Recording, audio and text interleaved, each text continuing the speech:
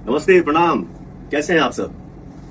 तो हमारा हलवानी एक ठो बड़े प्लेटफॉर्म पे भोजपुरी के नया आयाम देवे खातिर तो हम यही चाहेंगे कि आप सब जैसे हमको प्यार दुलार आशीर्वाद देते हैं, इस शो में भी जो भी होगा जैसे होगा आप सबका आशीर्वाद मिलेगा तो अच्छा ही होगा। तो आशीर्वाद बनाए रखिए, प्यार बनाए रखिए और धमाल मचा दीजिए।